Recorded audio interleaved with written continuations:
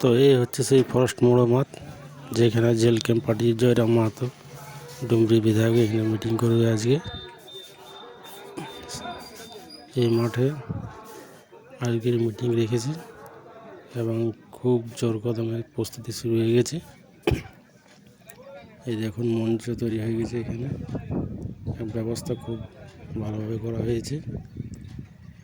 আপনারা সবাই আসুন। এই দেখুন সেই রাঁচি রোড সামনেই রয়েছে, দেখাচ্ছি। এই পুরোটা এটা হচ্ছে মাঠটা, চারিদিকে ঘিরে দিয়েছে এবং কিছুক্ষণ পরে প্রচুর লোক আসবে এখানে। আপনারা সবাই আসুন এবং এই সভাটিকে সাফল্যমণ্ডিত করে তুলুন।